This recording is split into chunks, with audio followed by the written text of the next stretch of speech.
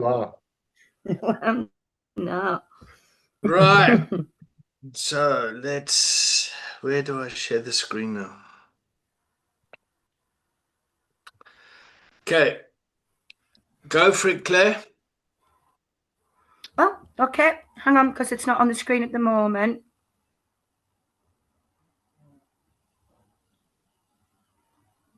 Can you see it? Yeah. Do you want me to go now? Yes, please. Okay, before we begin recording, I would like to make sure everyone is aware and comfortable. Are we all sitting comfortably? Then I shall begin. This session is being streamed and recorded as part of the LERO's mission to build recovery capital and challenge stigma. Because what I'm about to reveal... Your personal safety and comfort come first. If at any time you would like your contribution or the recording deleted, please say so and it will be removed without question. Please remember this. Take personal responsibility for what you share. This is an adult learning environment, not therapy, mutual aid, or faith-based organisation. If you are happy to proceed, please give a verbal yes or use the chat to claim your consent in the recording. Yes. Yes. Yes. Yeah, let's have a verbal yes from everyone. Yeah. Yes. Cool. We're off. Okay, let's see if there's anyone in the waiting room. No. Right.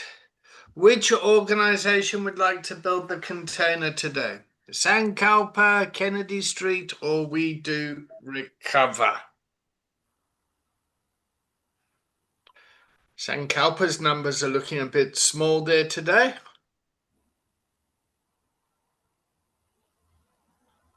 I'll tell you what, let's get Craig to do it. Craig, why don't you build the container? All right. Well, let's build a container with a check-in. I will start. I'm checking in from Cape Town, South Africa. Well, actually, I'm in Johannesburg right now. Beautiful day, hot summer day, sort of in the winter. I'm checking in really joyful. I'm really grateful to be alive and in this space. So let's start with that. Who would like to go next? All right, I'll go next.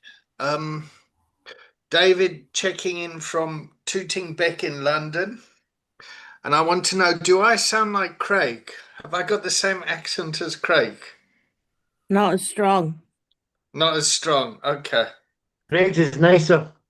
Thank you, Charlie. Thank you. I will see you after class about certification. I'm afraid it's going to be a long journey for you.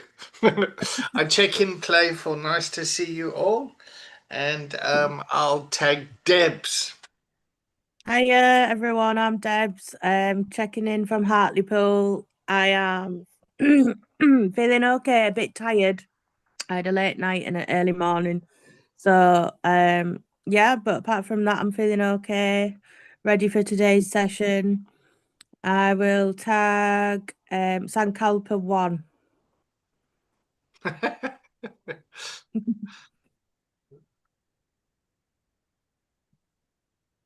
Anyway, anyone from Sankalpa there? Still muted.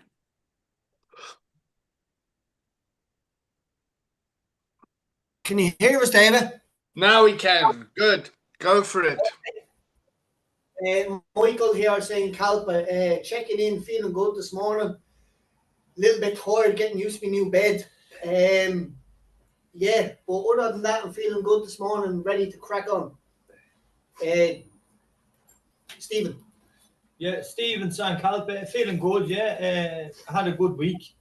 Went to see like a medium tarot card reader this weekend. Got a little bit of comfort out of that. Crazy stuff, mad. Crazy. But good, positive. And I'm feeling good, a little bit more relaxed than I've been the last few weeks. A little bit more at peace with myself as well. Feeling good and positive, you know. That's me. I will tag on. Yeah, good morning, everyone. I'm here at Sankalpa. Just getting more comfortable week by week, to be honest. Here, it's looking forward to today. I only started with Sankalpa 11 weeks ago, I think it was. So, yeah, it always takes me a little bit of time, but week by week I feel more comfortable. Really good group here and a really good group online, so looking forward to today. All time Craig. Yeah, Craig St. Albert. I'm feeling good today. Looking forward to what the class is like. A bit tired, but other than that, I'm all good. So I'll take it today. Hi, good morning. I'm all good. Up and down kind of a week, but look, I'm still here. And I'm just looking forward to getting going with this class today. I will tag. Was she tagged? Yeah. Was Claire tagged? Claire, go for it. Not yet. Not. Which Claire? Oh, we've got both Claires in today. Well, you go, Hartlepool, Claire. Okay. Hartlepool, Claire, and I'm checking in. Okay, I'm good. Busy, but busy, good, busy. Busy doing stuff I like to do. So, and I will tag Sarah. Hi, morning, Sarah from Brighton. Yes, I've had a productive week. I've got quite a lot done. And I've got 3 jobs, so I've managed to kind of squeeze lots in this week, so that's been good. Yeah, so feeling positive. I will tag in Charlie.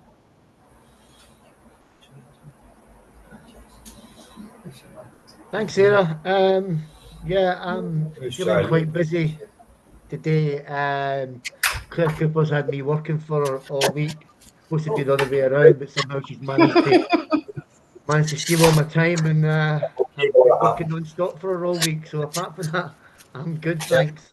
I will tag Sam, Daniel, and Danny in case.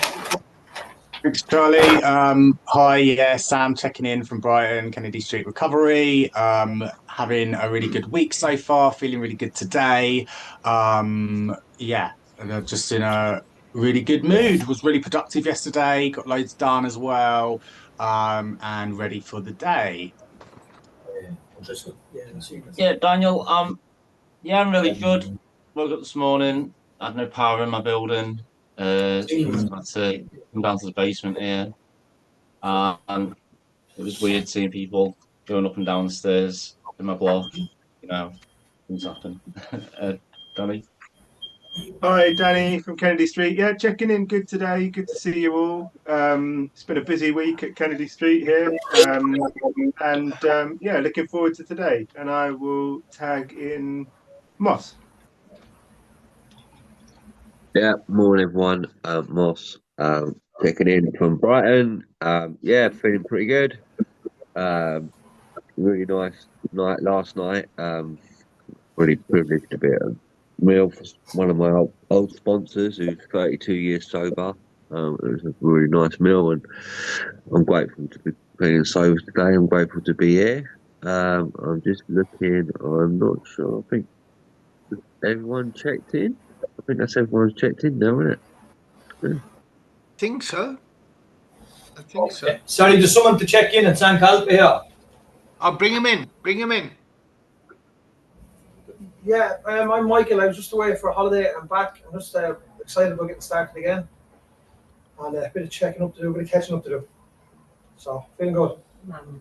Michael, tell us about your holiday. There were all sorts of nice pictures coming. Was it like a pilgrimage? What was? Tell us about. Yeah, it was a pilgrimage to Medjugorje, you know, for where Our Lady appeared, Visionaries. I've been there before, but I haven't been there before, if you understand what I'm saying. I was always running back from the church to get the drink, and obviously no drugs. Never searched for drugs over there, but I was going over trying to get a close relationship with my higher power. But this time it was the best holiday ever. No cravings, nothing. Did a bit of a touring guide too also. Went to Moscow where the NATO bombed the bridge, you know, between the Muslims and the Catholics. It's a little village outside of Medjugorje. So they're things I was actually putting in place for myself in case I didn't want the boredom to come in, you know, the evening times when we were finished doing our prayers in the hills and stuff. So that was my recovery, relapse prevention, you know. So I was taking myself out of the situations where people were meeting up in bars in the evening. I wasn't going there. I was just, I got a meeting over there if you want. So I met some guys from Ireland. I met one of the guys from my home meeting, a young guy, 26, 27. and we had a lovely conversation, and we were both talking about like the feel good factor and the fun factor in recovery, you know. And you have to, well, for me, these things what recovery gives you back, if you don't have them, being going on holidays and unity days and stuff like that, you get into your head, like your head starts spinning off, and like, sure, I was happier in addiction. I was doing this, doing that, and all the madness with it. So once you have this, it's the joy factor and feel good factor, you know. So it's lovely. It was a great holiday. It was a brilliant holiday. It was in time for everything. I wasn't sick in the morning. I just loved it. Brilliant. Brilliant. But when I came home, to be honest about it, I went to aftercare last night, and I just walked by a little outside bar there near the quays where the boats are.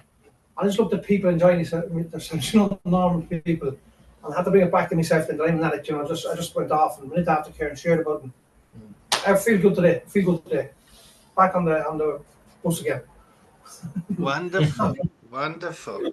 It was really nice looking at your pictures, and so thank you for sharing those pictures. And just one thing I left out there. I was speaking of a priest, you know. I'm not going to go into the God thing, but I was speaking of a priest, and I got great growth from him. I just said just little bits of defects of character about me that I don't like, you know, like when I go into a shop, I can say to myself, I can walk out with that, you know, I'd have it in my hand and I'd just slip it in my pocket, like this was my old behaviours, you know. And I was saying it to a priest, I don't like that about that. And the way he turned to me, it brought me right back to the steps. He said, we're all like kids, Michael, he said, at the end of the steps. And he said, God is here right now, he said, laughing, smiling down on you because you're so sincere. But he said, he's not looking for perfection. He's just looking for sincerity. And if you're sincere about your recovery and about what you want to change about yourself, he will come down and bring you up the steps. So I got a lot from that, you know. oh, that sounds beautiful. You know, if you said if you're sincere, he just wants to see sincerity, not perfection. So that just lifted me, you know. Oh, great. Thank you. And thank you for coming to class today and sharing this stuff. How's everyone with the online content? Are you going through the material, everyone? I'll be honest, I haven't started yet, but I haven't had time to. Okay, there was some sincere honesty there about doing fuck all. Okay. I do nothing for it long, so I just smash it in a few hours, you know what I mean? So I will. That's all right. Okay. And other people? Yeah, we finished it. Kennedy Street, are you still meeting as a group going through it? Yeah, no, we've finished it now. But we're going back through it. We're going back through it. You've done the whole thing? If it's 4 levels, yeah. Yeah, so did you do the questions and did you get certificates at the end of it? Yeah. Okay, good. So send me your certificates once you've got them, and then there's the proof. So the next task for you is to talk about, to present as a team, how you onboard people, how it works at your organization. Maybe we'll do that next week, or maybe we'll do it in an hour's time. But first, I just want to go over some of the content, just to position ourselves. Can you all see the whiteboard? Yeah, it's black now, but is it coming? Yeah. Okay, so we start off with the coaching conversation. Which is check-in, contract, build the container, agenda, questions, listening, needs, values, wants, purpose, action, and then accountability. Yep. And then we have the continuums, which is the glasses. Yep. And we have the continuums of high well-being or premature death. Yep. We have addiction. So it's so hard to write on the screen. Addiction, harm reduction, and abstinence. Yep, we have use, misuse, abuse, and dependence. So you go mad. And what's the other one we have? Oh, yes, we have codependent. Codependent, independent, and then interdependent. Okay. Now that should take you up to the first kind of 8 weeks. So you should have an understanding of that. Now we're moving to the system. Okay, so the way the system works is you've got the coach here in the middle of the system. Yep, in crisis, chaos, and conflict. And then here you have the person in a culture of adversity or addiction. And then you have a continuum to the family members. Then you have a continuum to the workplace environment. And then you have a connection that goes between the work and the family. Yeah. So the family is the place of the heart and the work is the place of the money. Yeah. So the way that you build the system is you put the use, misuse, abuse, dependence continuum there. You put the addiction, harm reduction here, and then abstinence. And this side is codependent, interdependent, and then independent. Yeah. Okay. Now, you as a coach, I'll draw this in a different color, is you build up relationships with the individuals. Yep. So someone might come into your facility or wherever you are, and you build a one-on-one relationship with them, and you signpost them, and you point them to wherever. Or you might have a relationship with a family member. Yep. Or you might have a relationship with a workplace environment. That making sense? Yeah. Okay, now what we want you to start to do is to think systemically, to start to think about the whole thing. Yep. And you're right in the center of it. And what you're trying to do is get people, let's see if I can do this in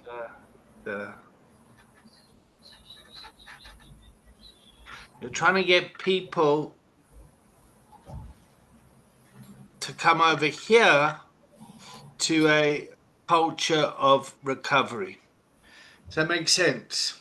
Yeah. So you guys as individuals here, you stand in that role as recovery coaches, working in a culture of adversity. Yeah. And then you've got the system here. So if you're working with an individual here, the addict, yep, they'll have their family members over here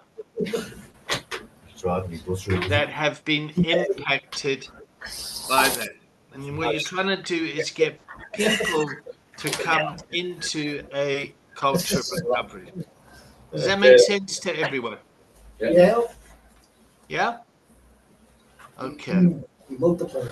My head on the. So let's talk about that today. So first of all, if we go to the model and look at the money side of things, yep, you guys all work for organizations that are creating recovery capital. You're creating external recovery capital for people when their internal recovery capital changes and they have a desire to recover, they'll come to your organization or they'll come and they'll talk to you. Making sense? Yeah. Yeah. So what are some of the external recovery capital things that you guys put on? Let's just hear some of them. I know Charlie, what was it? Debs was talking about Friday night chip shop walk or something. Promenade and chips or We do walk and talk, yeah. Walk and talk on a Friday night. Yep. We've got meditation group on a Wednesday. Meditation on a Wednesday. Yeah, Tai Chi on a Tuesday. Strength training on Saturday. Pardon? Tai Chi on Tuesdays, strength training on Saturdays. Okay. Let's hear from Kennedy Street. Well, we do various groups throughout the week. So we have dual diagnosis on a Monday. Wednesday we have dealing with feelings, and we do a life skills workshop. Today we've got tools for recovery, which is like an ask it. We've got tools for recovery, so it's an ask it basket, and we pull out a toolbox. And we pull out different tools that we use. An ask it basket. That sounds nice. Yeah. And tomorrow we do introduction to recovery, which is we get a speaker in from any of the fellowships on a Friday morning. Okay. And well, they're all really good. I like introduction to recovery because I think when just getting people from someone from Gamblers Anonymous comes in and stuff like that, and I've not ever had an issue with gambling, so I was just thought, oh, I'm not going to understand. It's not going to relate to me, and then it always does. It's like it's amazing how much how much you can learn from people who've gone through things that you wouldn't think are connected. Yeah. But, yeah. Thanks. Yep. Sankalpa, what are some of the things that you guys are doing in your project? Jump in and check in. No. Right, I'm part of the aftercare program and the recovery coaching program, but we also there's a couple of us doing like introduction to computer classes to learn how to log people's details, to learn how to do create folders. We also do like community stuff in the community, like give back, like the gardening thing. Now we have another thing coming up on the 26th. It's the garden we were at the last time, but it's at the end of the road, I'm nearly sure. Yeah. And then we're doing like, it's all different types of stuff. Like they have like a day program 5 days a week, but it's 4 mornings a week. And then on the Friday, they kind of come in and do their key walking sessions and things. But I don't do any of that because I've done a different program here, But mostly like there's fellowship meetings here every night, different fellowships. There's bring us to the gym. Yeah, there's boxing. What's the name of the thing? Fight for Change. There's walk and talk groups. There's loads of stuff that I couldn't even name out all the stuff because I'm not a part of it, but I'm aware that there's a lot of stuff happening here, every kind of day. And if it's not every day, it's something every week or every 2 weeks, be kind of like an event type of thing. And they're hosting the recovery month here as well this month. They're kicking it off in Ireland. They're the ones that's gonna host it and kick it off. Yeah. Okay. So let's take let's zoom out even further. What are you guys doing as countries for Recovery Month?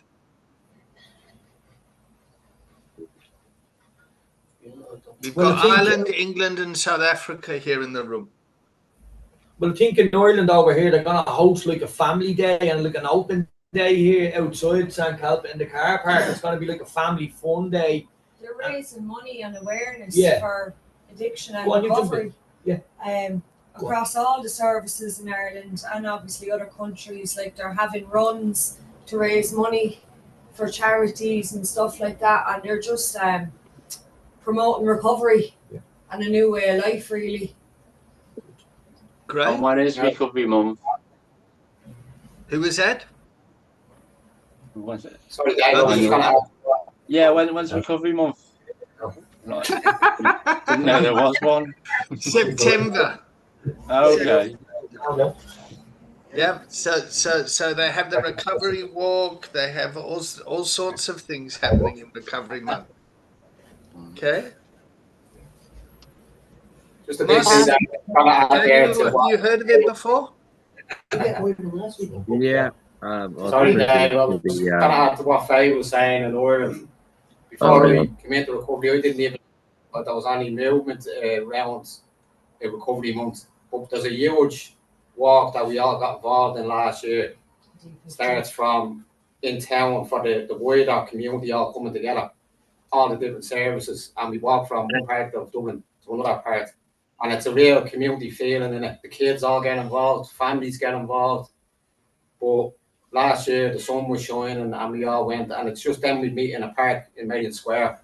They had music on, so people are there soberly enjoying themselves, and it was the first one I was ever involved in that like that, because I think when you're seeing out in the community like what we deal with in the Glendies with the, it just lets people know that there's services around that you can get involved in. I knew nothing about this until I was in the depths of it, you know what I mean? And then engage with a service. So there's a huge visual aspect to let people know that there's recovery in every community in Ireland, in Dublin. There's not enough. It's there's a lot more, isn't it? Yeah. So it's a really big thing in September for over here.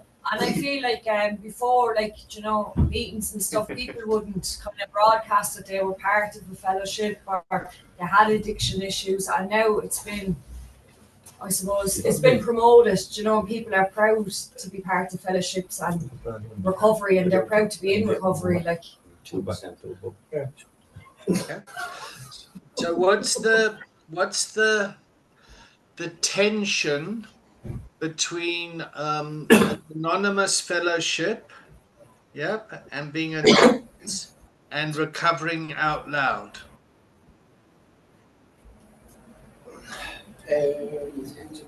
Well, I suppose recovering out loud, you have acceptance around that part of you, like your addiction and having a substance problem.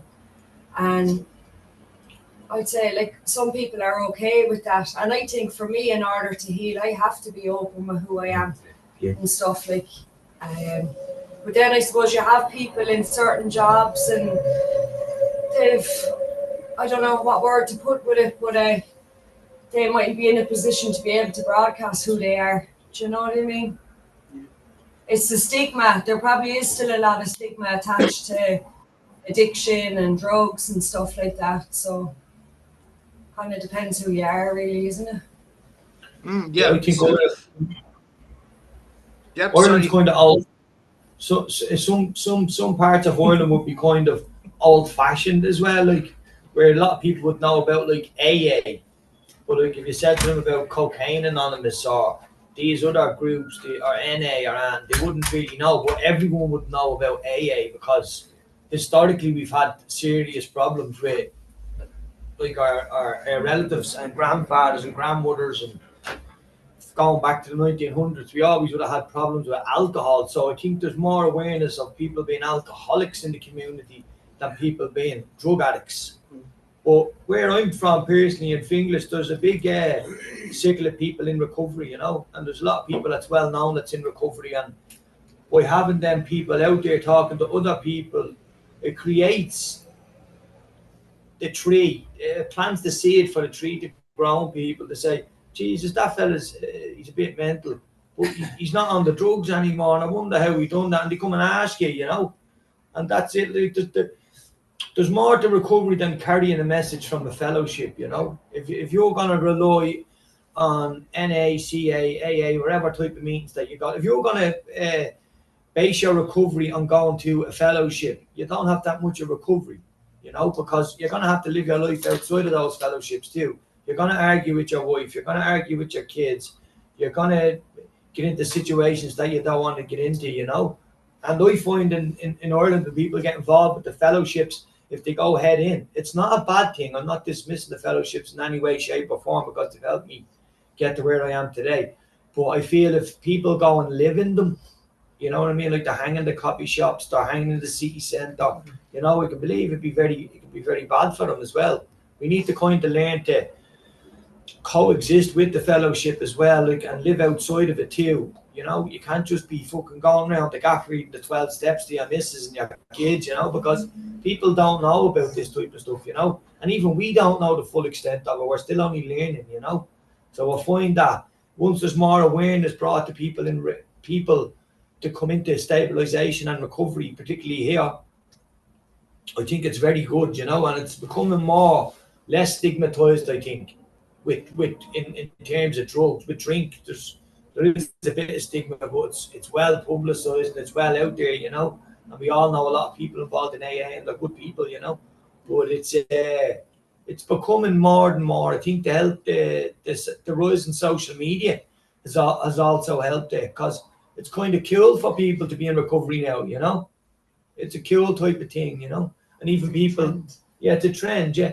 And it's a lot of people that's not in recovery hanging out with people that are in recovery, and they're beginning to not drink and not take coke anymore and give up the party and lifestyle, you know. So it's good, you know. It sets a trend up, you know.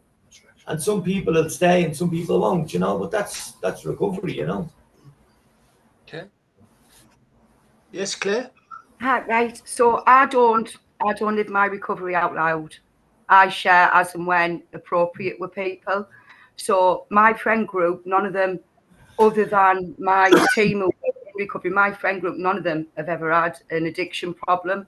I no longer just like move in those circles. Do you know what I mean? So most of my life is outside of that. So when people are coming to me for the therapies and the treatments, it's not something appropriate unless I feel that me sharing what I've been through is appropriate to that person, would help that person in some way. Otherwise, I just keep it to myself because, like you say, because of the stigma and stuff like that. And the fellowships thing, I think as soon as you add the word anonymous to anything, it creates that barrier. You know what I mean? People think they're not allowed to speak and they have to be quiet as well, you know. I think that has a lot to do with that as well. But like my route in wasn't through a group or a fellowship, you know. Mine was the harm reduction path, and I've still since started, you know, helping with groups and stuff like that. But yeah, the stigma thing's really bad. It's really bad. And if you're outside of the world and the employment of recovery, the more you're outside of that environment, the more you keep to yourself. Because of people's reactions. You're okay with who you are today, but soon to know that you used to have a problem, you'll watch their whole opinion and view and you just spin on a penny. So I just, you know, just as and when for me. Yeah, very good.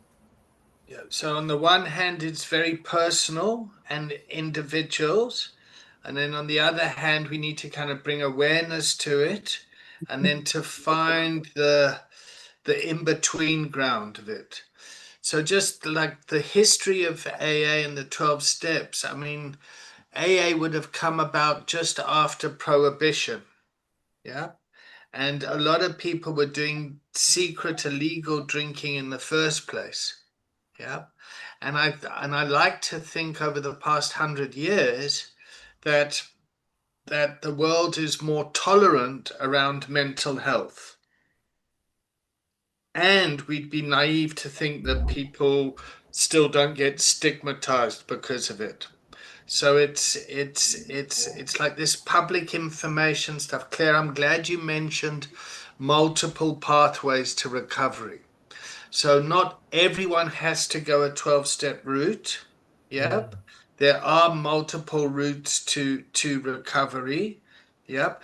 And the fellowships themselves, in my experience, are starting to understand that now as well. That is, I'm going to say, it's starting to be a bit more tolerant in my experience with fellowships. Yeah. Fellowships used to be, in my experience, very like, this is the way, and on page 121 it says da da da, and it's yeah. Yeah, and I don't want to knock anything. I just want us to start to look at the whole system. Yeah. Okay. Let's keep Craig. What's happening in South Africa for Recovery Month? All I know is I think it's going for a walk. It's a recovery walk. Yeah. Okay. So it's And just a walk there. And I think there's also like an overdose awareness month, but I don't know when that is. I don't know if it's connected. Okay, so the stigma in South Africa and the recovery culture is still very small in comparison. Yeah, whereas in the UK it seems a lot more spread out. You know, people understand it more. There's yeah. All right. So what do you guys as organizations do for family members?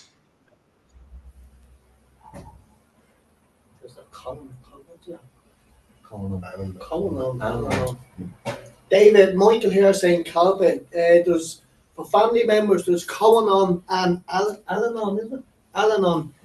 Yeah, but those are 12-step fellowship groups. What does your organization do specifically for family members? There's a family support group, David, in here. I think it's on Monday, or I think something like that, as well as all those other organisations. But there is a big family support group here. I see a lady coming in. I don't know her, but I know that she does the family support in the evening time. There'll just be a couple of women and a few men here as well. And it does be good to see that, because I find there's not as much emphasis on the families rather than the person that's trying to recover, and little do we know, recovery starts at home, as everybody knows, If you're like a maniac at home. All right. Yeah. As well as that, like they do an awful lot of outreach in the wider community as well. Like if they can identify a bit of a struggle in a teen or in somebody with a substance abuse, usually like the mother is in desperate measures reaching out to St. Calba asking for them to help their loved one. And St. Calba will go above and beyond in the community in that sense. They'll go up to the mother and they'll go in just as a friendly chat sometimes, a cup of tea, lend an ear, will be there with a boundary in place, as well as that, as a step in and help, providing that the loved one wants to take that step himself, or herself. So like when they're out outreaching and doing such work as like gardening around Glen Tays now next week for the second time, that's to reach families as well. It's not just for to do a bit of planting and grow a few flowers. It's to let the family see that, look, we're here. If you need support, we're here. Come approach us. We're across the road. Come knock on our door. Well, yeah. And yeah, they definitely do. We've had my mother involved here on a couple of occasions and that as well.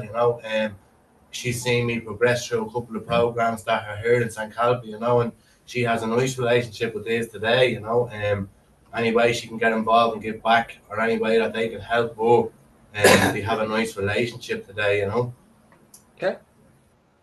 Kennedy Street, we do. But we encourage anybody within the family group to take part in our group activities for their own, for the foundation that helps with their own mental health. At present, I dare say that will expand in the future, but for right now, engaging them with things that they can increase their own feel good, give them some feeling of control back. So it'll be getting them engaging in the Tai Chi, the meditation exercise, the all. Okay, so some of those outside groups can have family members, and our groups are, all of our activities are open to every member of the community. It's not just people. Okay. So everybody gets integrated. Great, wonderful approach. Okay, Kennedy Street.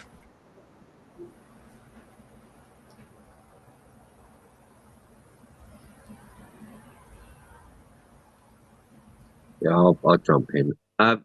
Thank God, there is a lot of silence coming from Kennedy Street. Silence, wasn't there?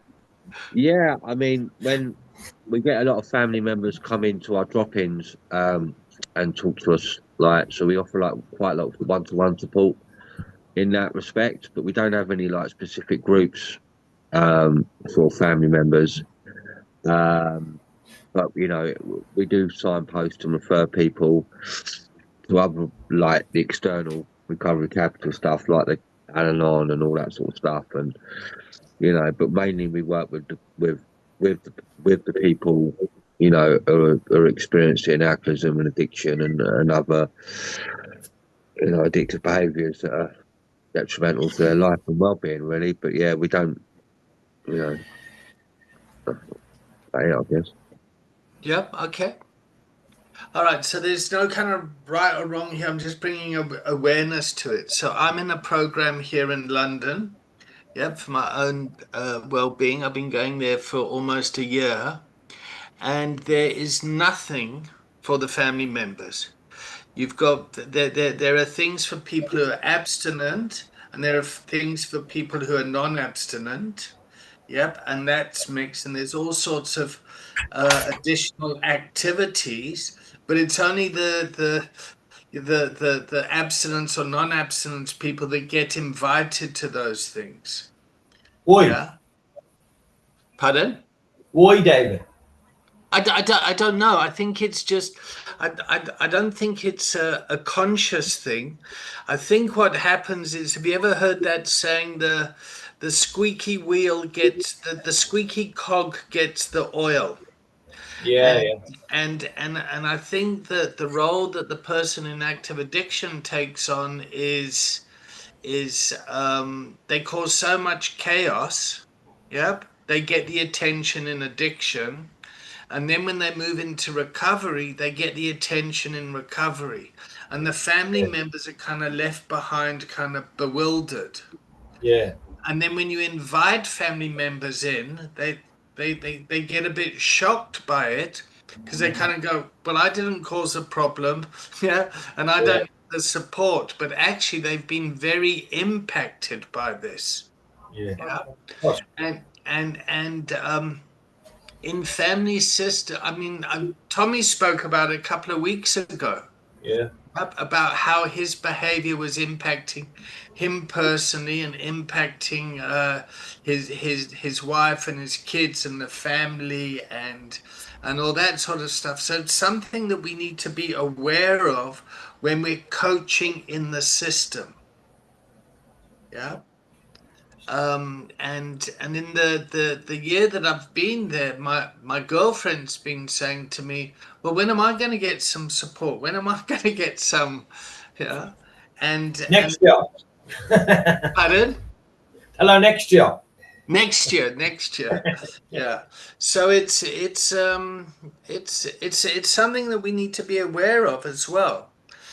And it's also kind of I'm going to say naive of the system to think that if we don't provide support for the families, people go back to the families that they came from.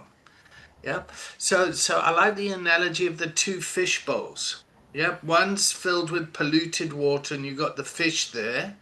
And then you take the fish out of there and you put them in the clean tank, and they get well in the clean tank, and then you put them back in the polluted tank. Yes. And then you wonder why the fish get sick again. Yeah. Yeah. What you should be doing is putting in fish in the tank that's going to clean the tank up. And that's where coaching can help, to go in and start to build recovery capital within the system. Yeah, I see that, but I think it's like supply and demand though, isn't it? And it's like Al-Anon is available, for instance, but if there was more of a demand for it, there'd be more meetings. But because people don't think like we can't force anyone to come into recovery. So even when you're taking loads of drugs on a daily basis, it still takes a long time for you to click that maybe I need help. So then to get and as much as a lot of families do need help, them coming to the conclusion that they actually should go for it is a completely different ball game, isn't it? So there are things available, but I think especially here, like we need to concentrate on the client, but we're really supportive when anyone comes in. We just had like we just spent an hour with one of our ex-clients' mums, ex-client Tristan, who passed away. His mum came in yesterday, and we've supported with her before, but I don't think at any point, even in that situation, I don't think she would have come to groups or wanted, yeah, until it's like it's been too late. Yeah, spying them on is what I'm saying. I'm just. Yeah. I mean, this isn't a criticism. It's Yeah. just an awareness of the system. Yeah. And I quite like what Claire said about their activities, like being on the beach and Tai Chi, are open to anyone. Yeah.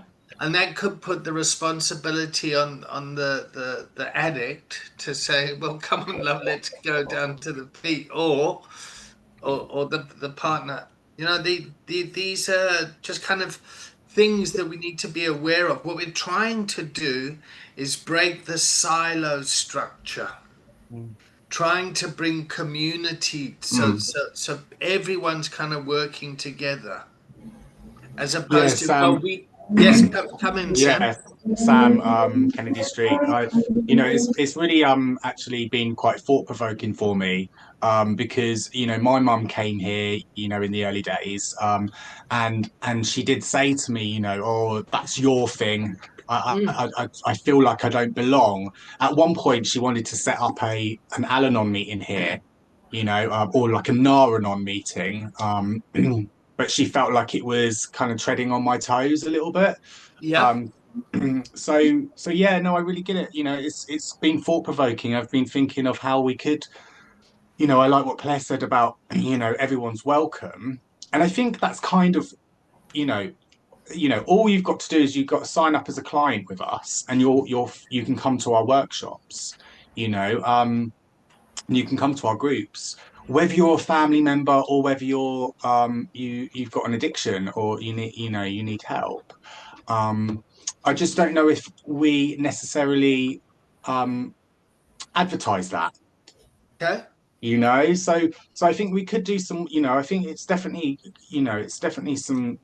it's thought provoking, and I think we could have a look at how we could make it more inclusive, or if we need to, because that is definitely one of one of our mission. Like our mission statement is to help those recover from addiction, be that substance, alcohol, substance or process addiction, and also to support the family and friends of those affected. It is in our mission statement. So yeah, no, it's thought provoking.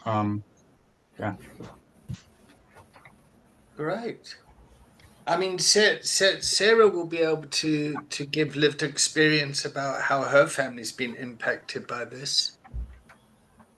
It is, and it's getting me thinking. Most of my recovery, not through fellowship, really. Most of my family and circle are recovery. I think for my family, just by not through groups, not for getting involved, they and she's got a great deal of comfort, and that we've held, like we did like a come dine with me event, and most of my family and a lot of my family who none of them in recovery, and they that we weren't some sort of weird place. And actually I'm feeling a bit vague really, because I haven't done anything specifically. I think they just learned by better and asking questions, and actually a lot of it comes from my friends wanting to know and to understand. Vague. Because as Sam was saying, we very much welcome specifically. Just about all being inclusive, and I've gone in and I have gone in and spoken to friends who are teachers and staff into recovery about what it's like. And I think for them it's just seeing that I haven't gone to heads, I haven't gone, I haven't joined a cult. I'm on life's terms, and that's very much what I do. My recovery capital is quite jobs that got nothing to do with recovery. So I think it's good to just have like a social event, like just, you know, having a picnic where everything is just involved and things. Very, yeah, that wasn't really a very distinct answer. It was a fantastic answer. And I think it describes well what the system's like. I mean, I sat in Naranon by myself for about 18 months on a Friday night next to where my home group was, waiting for family members to come. Yeah. And then when family members did come, as soon as they found out that I was in recovery from addiction, they just asked me all the questions all the time. But what must we do? What must we do? Da, da, da. And it was really kind of missing the point of like, no, you need to focus on your own recovery. Yeah, David, can I jump in there? Yeah. Yeah, Alan and St. Calvin, David. I have a lot of experience with the family support groups as well, because the program we went through at the same time we did that, my wife went into a family support group. But I was split up with her at the time. But I just passed the number on, and I was told, when no one certain terms, this is nothing about you, this is for her. It's about what your addiction has done to your family. And lucky enough, my wife engaged with that family support group. And to be honest, it was the best thing. She had an understanding of the addiction. And knowing that I wasn't bullshitting then, because I bullshitted before. But it was a safe space for her, to be honest with you. Just to offload and just to speak about what my addiction had done to her and my sons. And it was priceless, to be honest with you. But what I think what Sam said there relates a lot. There wasn't much uptake in the family support group. Like what you said, you're sitting there waiting for people to come in. So it probably wasn't advertised enough for me that there is just a place for people to vent if they want to, you know, and in a safe, controlled environment where people can basically say to them, point out that their addicted partner, son, daughter, whoever it is being codependent and still manipulating the situation, and giving them tools that they can use, you know, to basically separate themselves if possible from the person that's in addiction. Let them go on their journey, and well, this place is here for you when you need it. My wife went with for 6 months every week while I was in it, and it was priceless for me, to be honest with you. And I think because now that I know about that service, that can be part of my recovery coach, and I can point people in that direction for that. But like what Sam and people have said there, you can't drag an addict into a recovery service the same way you can't drag a family member into a support group. So all you can do is give the information, and whether they take it up or not is up to them. But to be honest with you, it's been priceless for my family coming back as a proper family, to be honest. I couldn't speak highly enough, and St. Calvin they were here, and a couple of other services they were in Dublin. But there's not a lot of uptake. And that's normal the world over. Yeah. All right, so we're coming up to the last 5 minutes. So St. Kalpa, let's do this. Next week, will you guys take half an hour presenting as a team how you onboard someone, how the paperwork works within your organization, and how you use technology to assist you in that? There's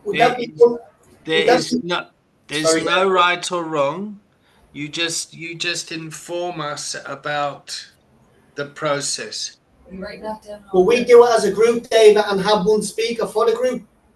Yeah, you can do it as a group. You can have one speaker. You can each speak a little bit. Whatever works. Yeah, perfect. Yeah. So why don't you spend the next hour, working that out amongst yourselves? No problem. Yeah. Yeah. Okay. All right. And that will definitely be recorded because it'll be part of your certification. So if we want to stop the recording, it would happen after that. Okay. All right. Do you want to check out Sankalpa and then we'll take a 5-minute break? Yeah, I'll go first. Faye in San Calpa. I'm checking out good. I thought it was a good topic today and hearing all sides of it, you know what I mean? And yeah, I'm looking forward to next week. I am tagging Craig. Craig St. Calvin checking out good as well. I thought it was an interesting group, so yeah, that's me. Tag Michael. Yeah, Michael St. Calvin checking out. Just all good. Same as the lads, just a great topic today and looking forward to next week. Right, hang on. Yeah, Alan here. Yeah, it was great today. Just listen to Michael. The uplifting story at the start was brilliant, to be honest. And then, like what Sam said again, when it's really had that opening me up to how much the family support was huge in my recovery and still is. So I'm gonna look into, like, I need all that to have that information about people if I'm recovering coaching, and so I can point them in the right direction. Really good today. Thanks. Tag Michael. Michael here saying Calpa. Topic was really good. Integrating the family, talking about the families and how they're affected, and checking out well today. Looking forward to doing the assignment for next week. I'll be interested in that. Very good. Stephen. Yeah, Stephen St. Calvin. Yeah, I'm checking out good as well. Yeah, I'm feeling good. I love the recovery coaching and the hour or two every week here, which is, it's very good. There's good people there. Yeah, I'm feeling good. I'm feeling good and feeling positive, and I'm happy to be learning. I love learning, But I'm feeling good, and I'm going to tag Anthony. Yeah, I feel good. I'm a bit agitated that I missed a bit of the session. I was delayed. Public transport's fault. Not mine. But yeah, like Stephen said there, I enjoy getting here with Thursday, and I love the learning that involves it. Again, the beauty of having it recorded is I can go back now and look over what I missed. Yeah. So we'll do that later on, and then I will check in next week on what I've learned. So have a nice weekend. Thank you. Well, Thanks. Is that everyone? That's everyone, David. See you later. Bye. All right. See you later. Let's take a 5-minute break, everyone. We'll see you at 11:05. 12 for you, Craig. Did you take the sticker off the bottom and top? Nice one, Michael. Great play, yeah. I went for a reading the other day. I never went for one before. Good, very good.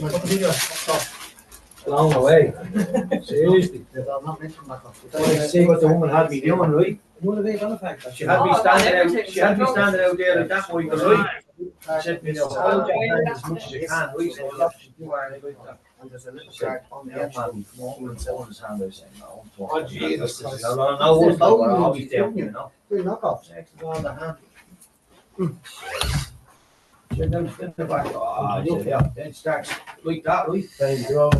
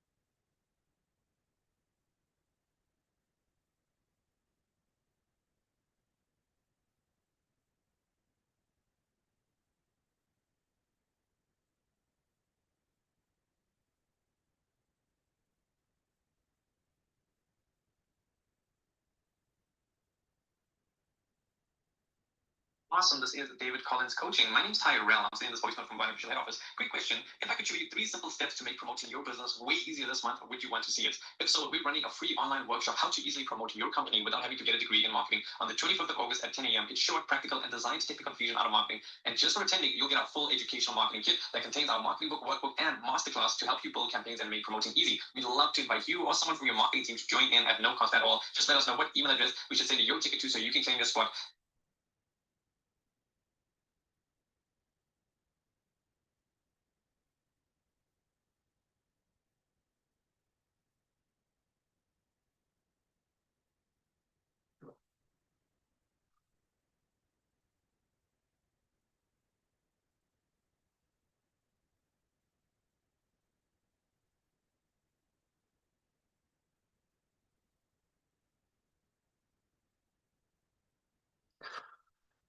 Hello. Hello. I've lost my mouse on my screen.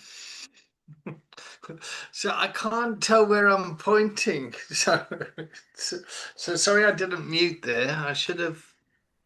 Yeah. We were listening to the AI in the South African accent. Yeah, I just been spammed by some bloke for some marketing thing. When you were on about your accent earlier, I say you speak Safrany, South African Cockney, Safrany. You sound Australian.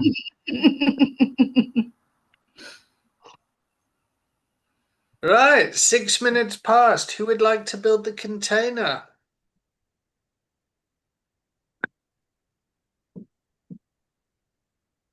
Go on, Daniel. I can see by that smile. Or Danny. Danny. No, go on, Daniel. You can do it. Well, I'll check back in then, shall I? Yeah. I've had a cigarette and got a coffee, so I'm all right. How are you, Danny? I've had a cigarette and you didn't make me a coffee, so I'm not all right. Oh, sorry. I made Dan one. Do you want one? No, I'm all right. You gonna go past anyone else? Yeah, I will tag Moss. Yeah, I'm feeling pretty good. Yeah, feeling really good. I'm gonna tag Claire Cooper. Thanks, Moss. Yep. Back in the room and feeling good, everyone. Thanks, Moss. I will tag Sarah. Thanks, Claire. Yes, feeling good as well. I enjoyed that. Thinking, which is always good for me. I will tag Craig. Which one? You. Great. Thanks, Sarah. I'm checking in even more joyful than before because I've just had lunch. So yeah, I'm checking in joyful.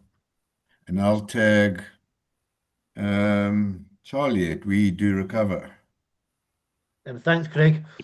I am checking in, having an early lunch, which always makes me happy. So I think, Debs, are you there? I can just see a bit of hair.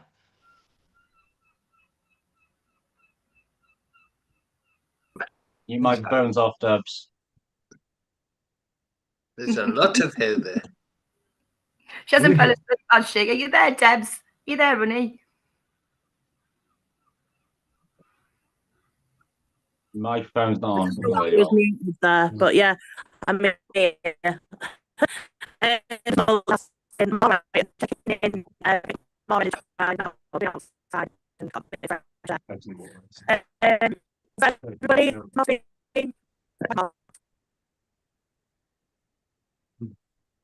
think there's a bad internet connection, or I don't understand Hartlepool. One or the other.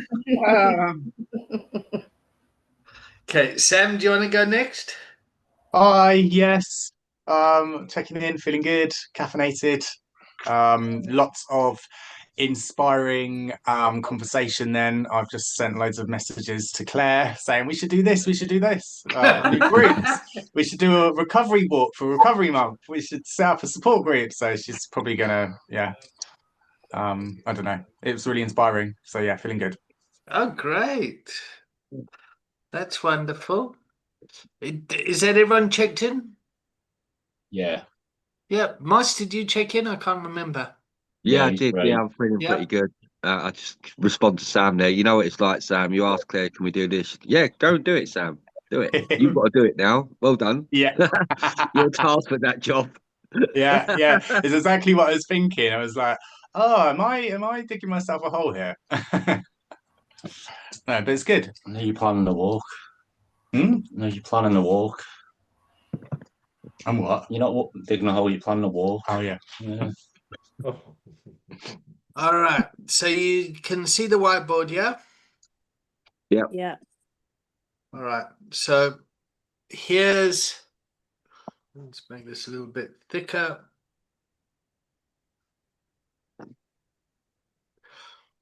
So here's someone in a culture of adversity or a culture of addiction. And then here's the family member. Yep. And let's put some feelings in here. So we've got guilt and shame, and we've got anger. So the family member's feeling angry, and the person that's using the substance is feeling guilt and shame. Yep. So the relationship in the family is like this. Yep. Oh my God, I'm sorry, I won't do it again. They wake up in the morning after saying they would never get pissed again. They've gone out, they've gotten pissed, they've spent all the money, they've come home, they've kicked the dog, they wake up in the morning, it's oh. Yep. So we're just going to make this very stereotypical, and we're going to make this the husband and this the wife. Yep.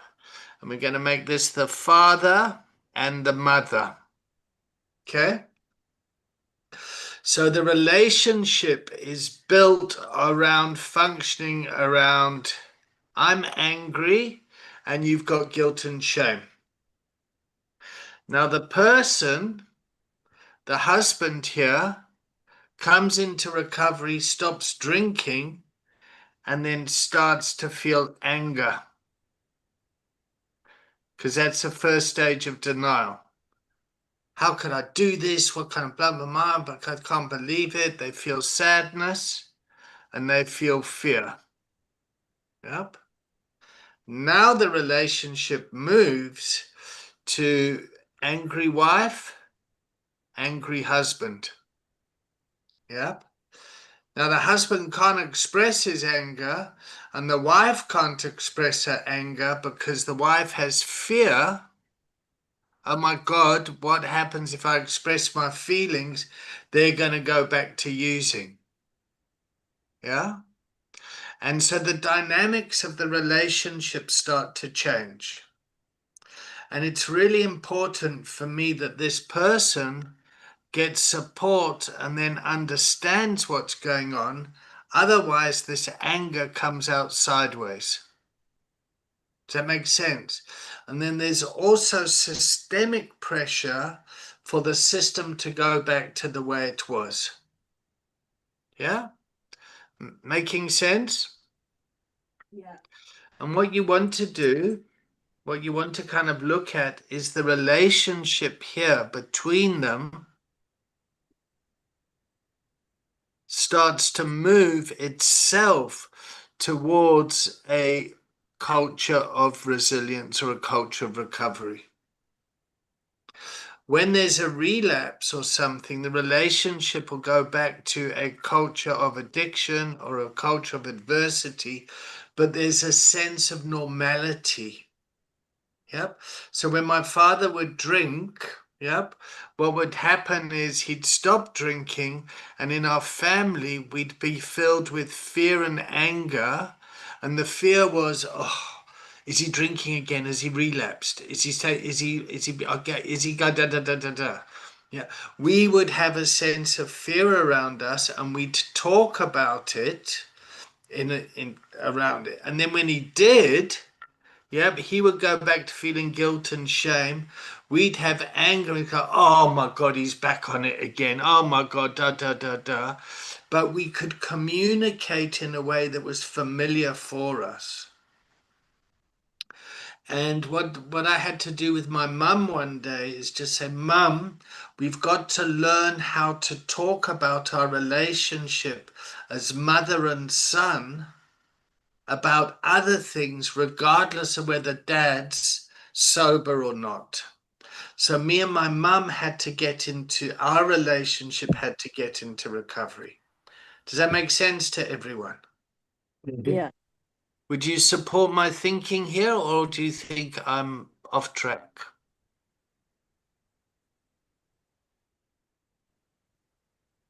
It's good Yeah, thinking. sport, yeah. Yeah, it seems to make sense, huh? Yeah. Yeah. So Sarah, if I may, Yeah.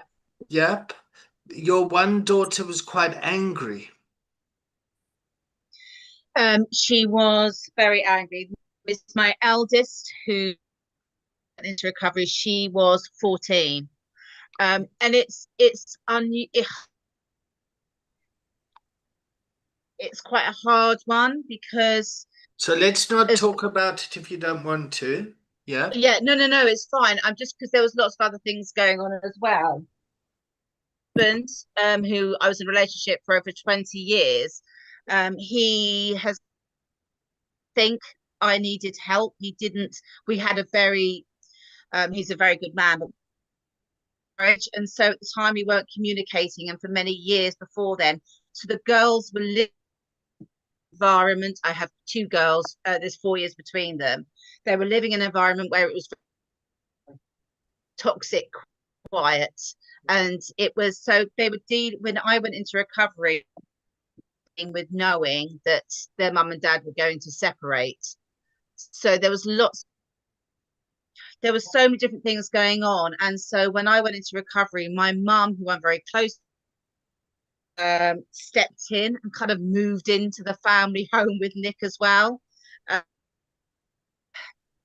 So it's complicated. So Ellie was angry, but it was the breakdown of our family unit and our family relationship as well, the marriage.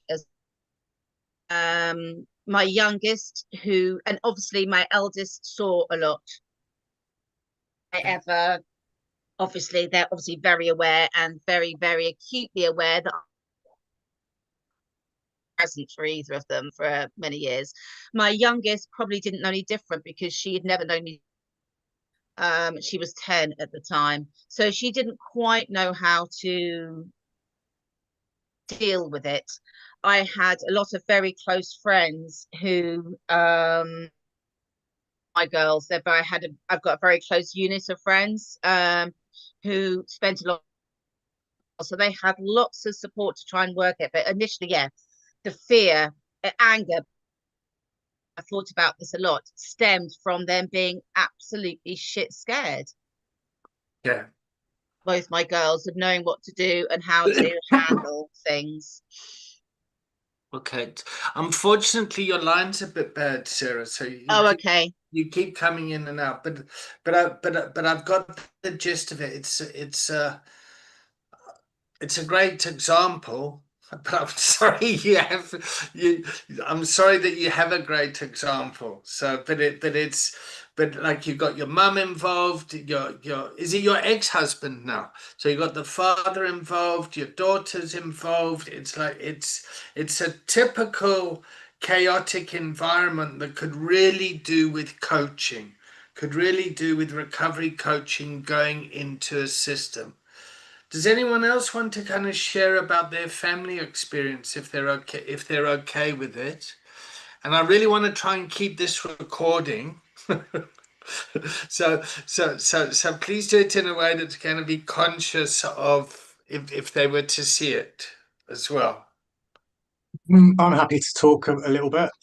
Thanks, Sam. Yeah, so I guess it was mainly me and my mum who were very much we were both in a very enmeshed relationship. Yeah. There was no respect there. It was more like friends rather than a parent-son. Very codependent. Um, and yeah, and I guess she enabled me for years through my manipulation and that, and I getting money off her to the point where then it just become really bad. And I entered into recovery, and then I relapsed. And I think that relapse really shocked my mum, and she realized she needed recovery. She needed support. I was her addiction, so she was addicted to me. And so that's when she seeked out, Nar-Anon. Oh, And at that fantastic. point, she able to put in boundaries, detach with love, stop enabling me, which then allowed me to reach a bottom, and then I came back into recovery. So then we moved into in a place of like, interdependence, then into independence. And yeah, we were no longer enmeshed. We were, we were separate and boundaried. And it's the best, my relationship now is the best it's ever been. But, to relate it to what you were saying, there was a lot of guilt and shame from my part, and a lot of anger from my mum as well. And I think also that would be the same, the opposite. There was a lot of anger from me and a lot of guilt and shame for her.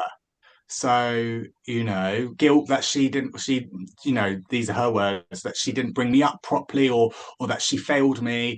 And there's a lot of resentment in my part of that, blaming my mum. It's my mum's fault. Ugh. So it was very, I definitely relate to the diagram you set, you sort of drew. So your mum had guilt and shame. Mhm. Yeah. And you had anger, so the relationship was like that at times as well. Yes. Yeah. Yeah. Yeah. Both. Yeah. At the same time, Yeah. I relate to that. So my dad would have a lot of guilt and shame about how from his alcoholism and our upbringing, and then my anger in my addiction, I would use that anger to guilt and shame him to get my way and manipulate to feed my addiction. Yeah. So if we draw the curve, yeah, our relationship was down here, where I would use anger to guilt and shame him to get money to feed my habit. Yep. And he had to change his behavior. So he had to move over into a culture of recovery there, cut off the money, sit with that feeling of guilt and shame, and recover, and then cut me off. And then when he cut me off and I went into recovery, he started feeling guilt and shame that he should have done it earlier. It's like fuck, but anyway, that's just one of the things. Thank you for that, Sam. Wonderful. Anyone else want to come in? Claire.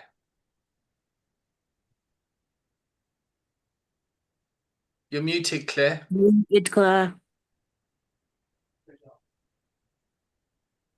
There we go. You know, yeah. Yeah. Yeah. So there was on both parts. So before I'd even had a drug problem or an addiction problem, anything like that, my mum had kicked me out very early on. And when I was in addiction, I was trying to seek help a number of ways. And I asked, I had nowhere to live or nothing. I had no base to make a start from. And she'd completely turned her back on me. And I know, so people say, well, we build this relationship back with the family and stuff. And it's been the opposite way for me. Now she wants to know, now she wants to be involved.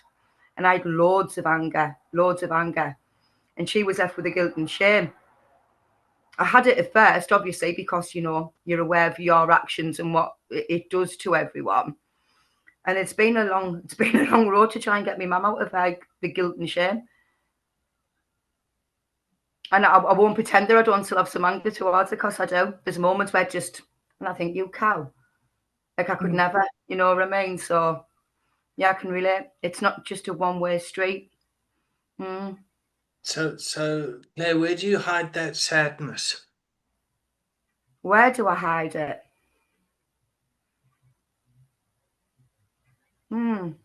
I used to hide it. I tend to grieve it a lot in private. Yeah. Okay. So it's there. Like. Oh yeah. Yeah. No, I just It's felt a it work on the in screen. progress.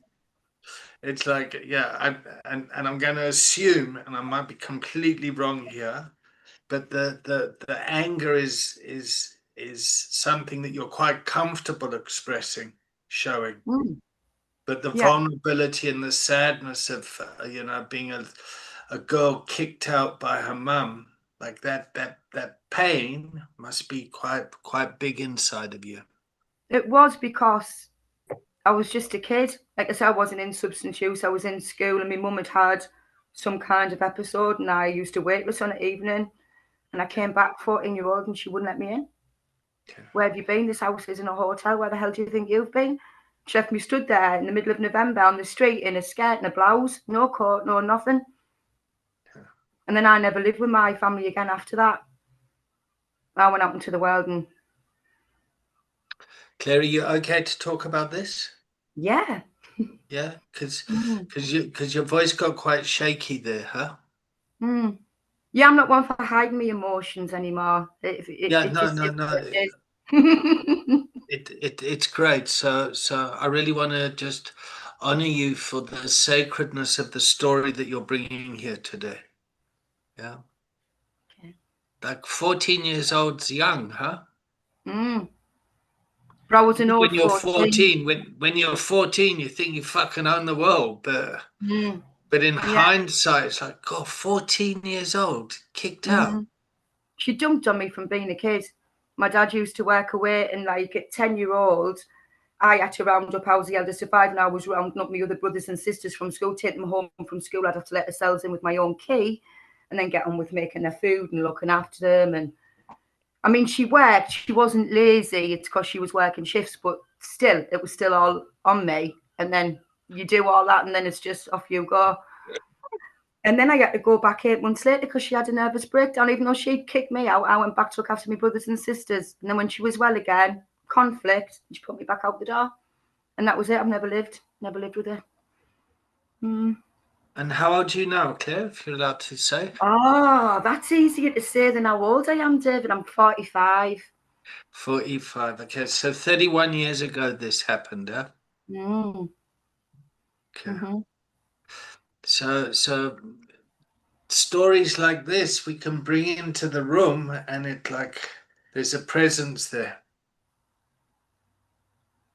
Yeah, it can activate, it can, like, Okay. Yeah. What would recovery look like for you with your relationship with your mum? And well, how it's looking so far is, speaking honestly but kindly.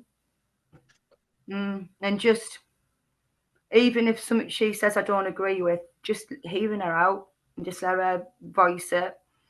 And I try to do the same, but I still have to think she's my mum. So I still have to be very kind and respectful, but to the point, because I'm very good, I can be brutal, and to the point I've had to be.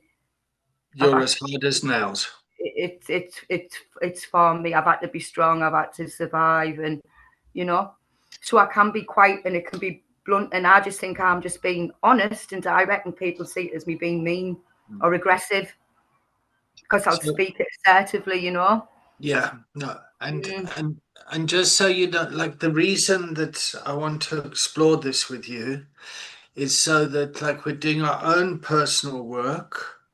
Yeah, because if you were working with a family and there was a mother and a 14-year-old girl that's been kicked out, if you're not aware of your own activation, it will play out. Now, there's lots of people out there that are working in this field, but they haven't done their own personal stuff, and it plays out. So we're in a classroom here. We're not in therapy, but as we're learning stuff, it might be therapeutic.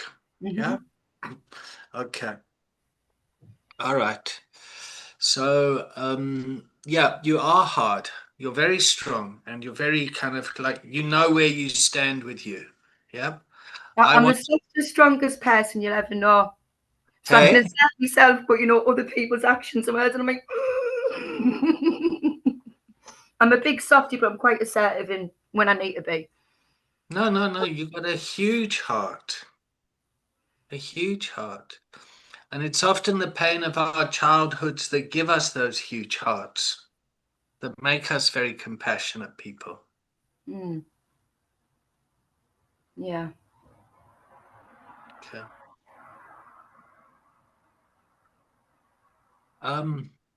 So I'm just going to go back to the whiteboard quickly, if that's all right, because we've spoken about guilt and shame. We've spoken about anger. But now what I want to focus on is the sadness. Let's do this. Okay. So now there's the sadness here. Yeah. And then there's the sadness here. Does your mum have any remorse about her behavior? Is she aware of it? Yeah. Yeah. Yeah? Yeah. Okay. All right.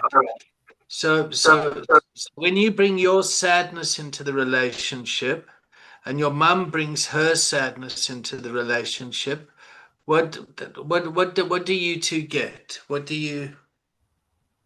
Because the gift of sadness is A compassion. commonality, an understanding of the emotion each other must be feeling. Okay, so you get to see each other. Mm-hmm. Yeah. Okay. All right. So would you say once you can kind of see each other like that, that your relationship is moving towards a culture of recovery? A mother-daughter relationship is being recovered. It's moving.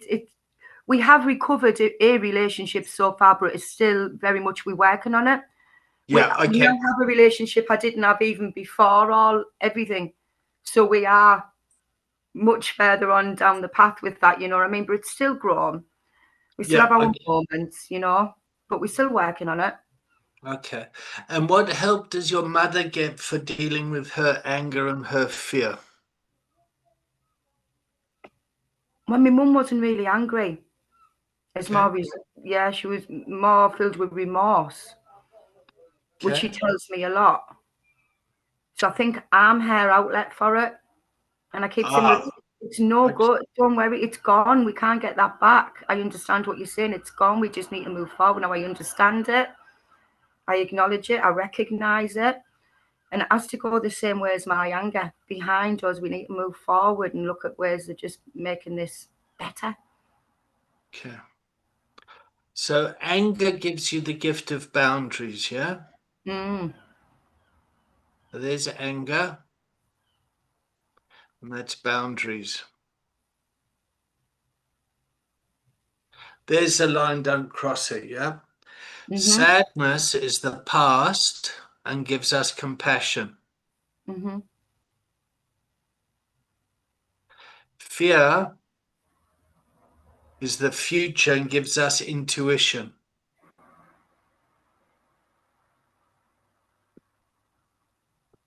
Yeah. So if I start talking about this with my mum, it's going to trigger her anger and then we're going to disintegrate. So let me not do that. Does that make sense? So you've got some insight to your emotional intelligence. Yeah. Mm-hmm. Does your mum have insight like you've got insight? She's beginning to. Yeah. Beginning to. Okay. All right. Because here you are. Here's your container. And now you've got some mind sight into how you're showing up. Oh, I'm getting triggered here. Oh, I'm getting pissed off. Oh, I'm like, yeah. If the other person is able to have mind sight, yep, they're able to see what they're doing. You can then have what's called an attuned relationship. But if only one person is doing the work and the other person isn't, it's very difficult to have an attuned relationship. Does that make sense? That's why it's so important that we work with family members and other people as well to help them with their feelings around this sort of stuff. to help them with their incompetence around this stuff. Because it's so easy to blame the addict.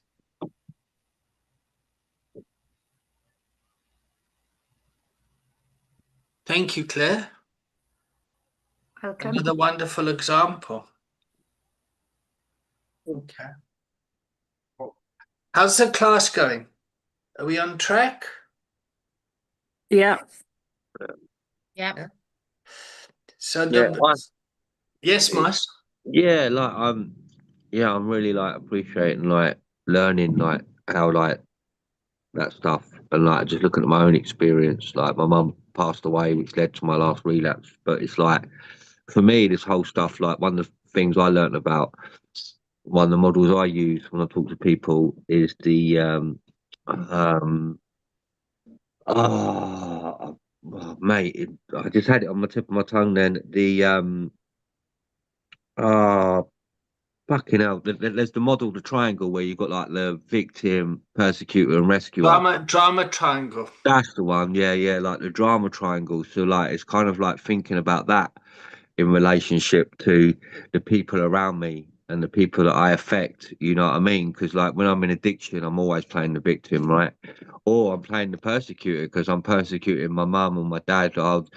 Like the way they brought me up, you know, they're addicts. That's why I'm an addict. It's their fucking fault, you know what I mean? And it's kind of like that drama triangle being stuck in that, and and then like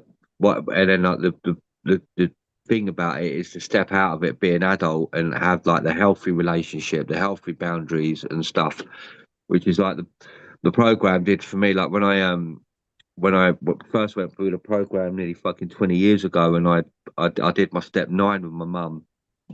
You know what I mean? And we had that day when we just poured our hearts out. We poured like you know, because there was like that question about, here, mum, here's all the harms I'm aware of. And I went to her, what else have I done that I'm not aware of? And she just fucking let me have it, man. She was like, oh, I remember I let you back in the home and you were in psychosis and I had to barricade the bedroom door with my wardrobe because I thought you were going to kill me. And I'm like, fuck, you know what I mean? I tried to get you section many times and I'm like, what? Fuck. You know what I mean? And we were both crying. And then she was like, look, I'm sorry. She started then to sort of say, look, I'm aware of the harm I've caused you, you know.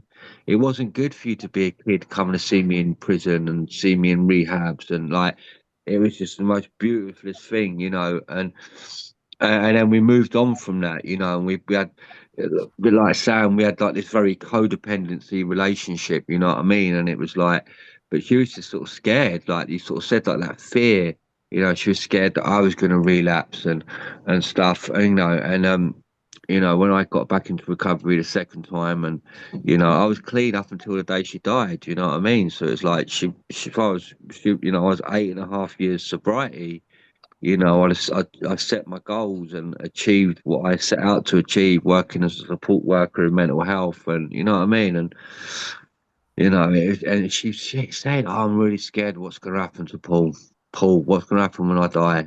You know, because she knew she was dying, she was cancer and all that shit, and it was like. What was your mum's name, Moss? Corrine. Corrine. If Corrine was here now, Moss, what would she say to you? She'd say, I'm proud of you. Yeah.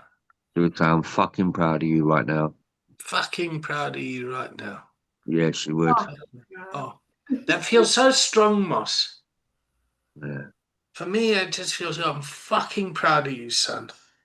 Yeah.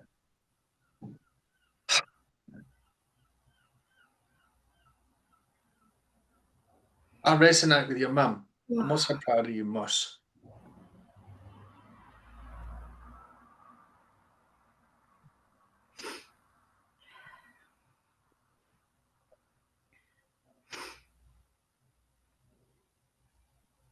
Are you right there, Debs? Yeah, just a bit emotional. Pardon?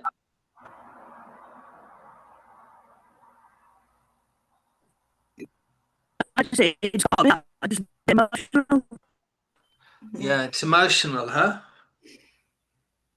Yeah. Yeah. I felt that. You felt that, huh? Yeah, the container's working. There's there's fucking, you know, this is, you know, this is part of like recovery. We're getting stuff back.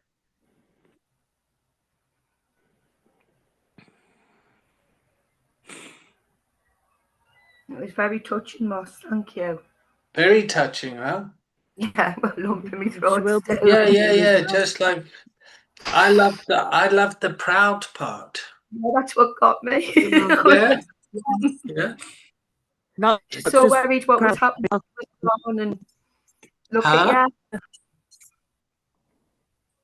I'm saying, you know, his mum was worried, like what would happen once she'd went, and now look, he's flying. It's just, yeah.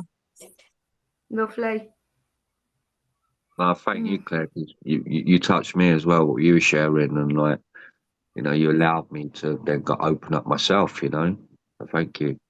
Thank you, Moss. Thank you, honey. So what's happening with the container here? Yeah, is the container is moving towards the culture of resilience. You know, we're listening and we're hearing some strong stories. A lot of humanity here in the room. For me, is it the same for you? Yeah. Yeah. That thing, isn't it? Like the container was full of compassion and care and understanding and trust and respect. You know what I mean? And that's Yeah. container's about, isn't it? So there's a robustness here. I would hope. Yeah. Okay. Okay.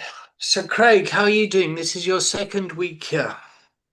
I know you've been around, but what do you what's coming up for you here as you've kind of joined us? Well, as you have joined us. I'm really like how deep this container just went now. And I'm liking the gifts of the emotions that we have. I never really thought about sadness and the gift of compassion. So it's one thing to learn about that, but it's another thing to kind of experience it like right now. Mm.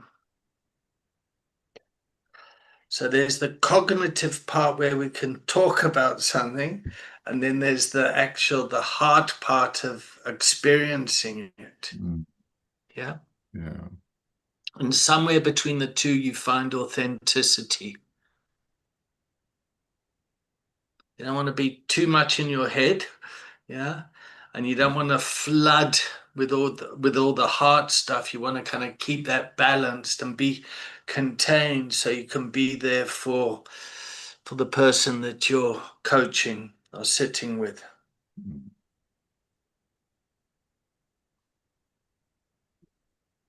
Okay. So the container's starting to move now towards the end of the classroom. Yeah.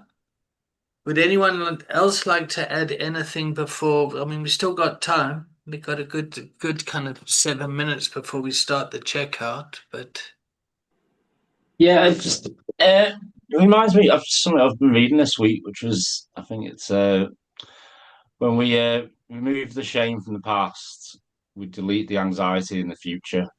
Mm. And I thought, yeah, remind me of that. That's it. Cool. All right, you up for one more picture?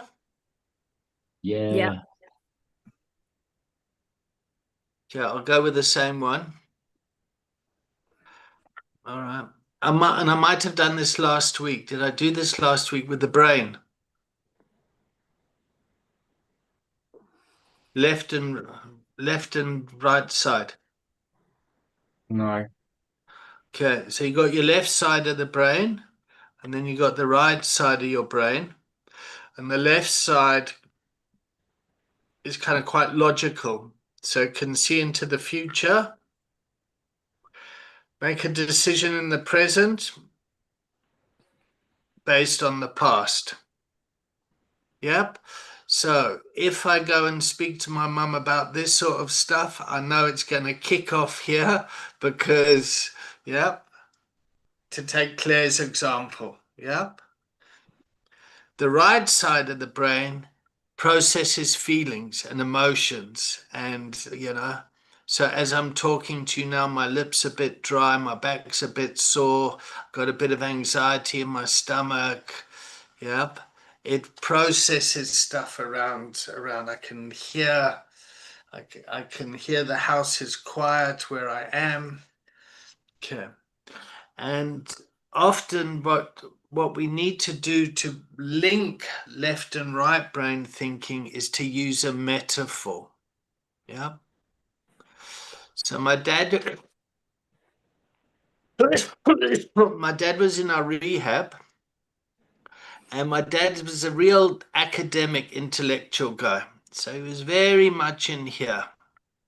And he was sitting in arts and crafts with this street crackhead. And they were making, they were doing arts and crafts. And my dad would go, hey, what's all this arts and crafts? We've got to... Yeah.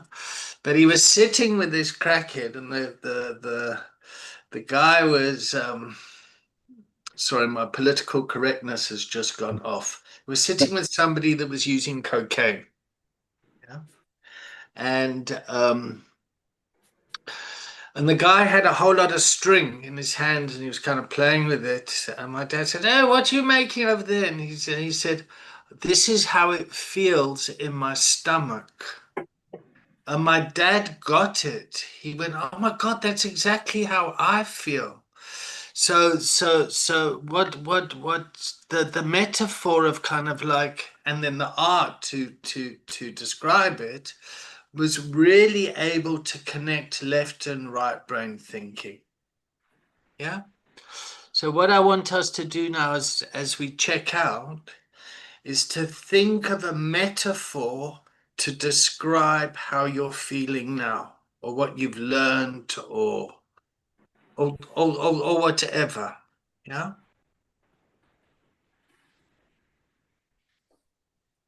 It could be a song, it could be a book, it could be a movie, it could be an object, it could be anything.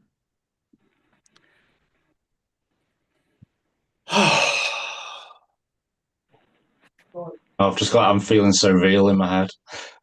I'm feeling so real in my head. I'm feeling so real. Surreal. No, just so real. Is that a song? Yeah. Who sings the song? Moby. Moby. Okay, so it feels like I've got Moby singing a song in my head, so real. Yeah. Okay, cool. You look a bit like Moby. I've got hair today.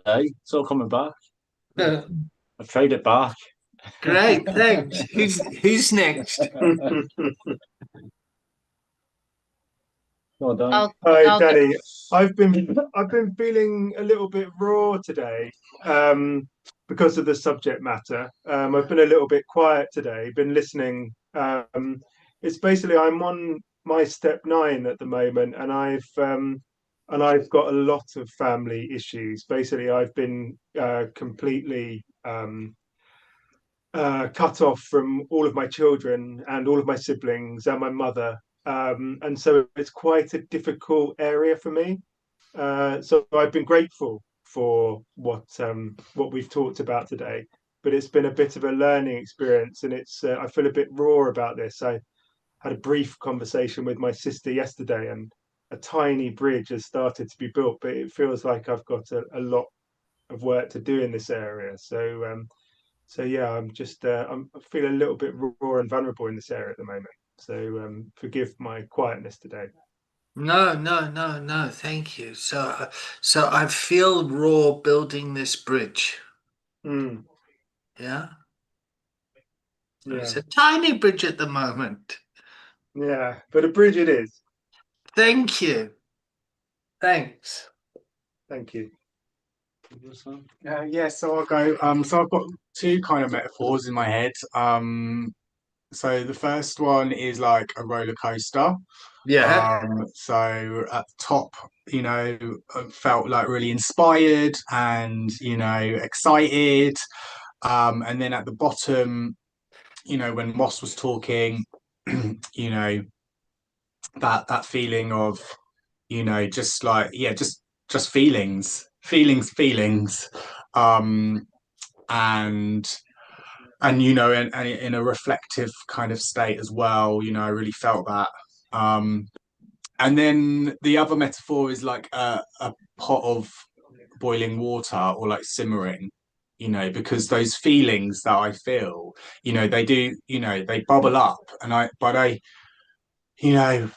just don't allow myself to like express them physically, externally. It's like I keep a lid on it, and I wish I didn't. I wish I wish I was able to express, the feelings externally. But I guess I know I'll get there. I guess I just yeah. So they're the two that I'm feeling. Thank you, Sam. I felt like I got a little glimpse to you there with like the pot and the lid. Thank you. Who's next? I have a metaphor of a Scotsman.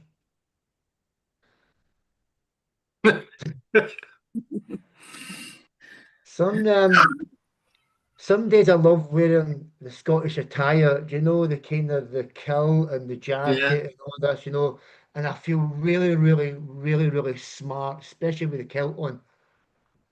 And other times I just want to lift the kilt up and show people my ass.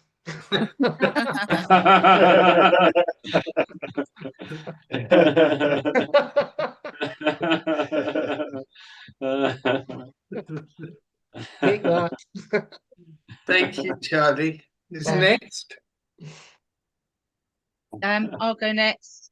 I listen to it's just a bit like Daniel. I use music as a massive thing for me, and I listen to a song. It reminds me of that actually. I listened to a song most mornings called "Blinded by Your Grace," Kingdom Choir. It's just my kind of part of what I do in the morning. There's a part of there. It came to me that the lyrics. It kind of reminds me of kind of where I feel I'm at today. It's like, and it says, when the rain was pouring, so the sun faded away, but now I'm in a better place and no longer afraid. And I think that's kind of sums up quite nicely for me.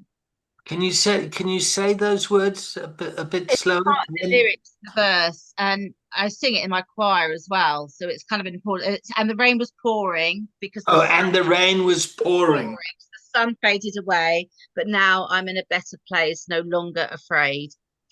Thank you. Craig, Moss, Claire, Debs? I'll go. Yeah, I feel like I'm insane. I'm just smashed in the face by a massive wave of emotion. That's how I feel. Can you hear me? No, it's breaking up. Sorry. Try again. Let me just. Can you hear me now? Yeah, try.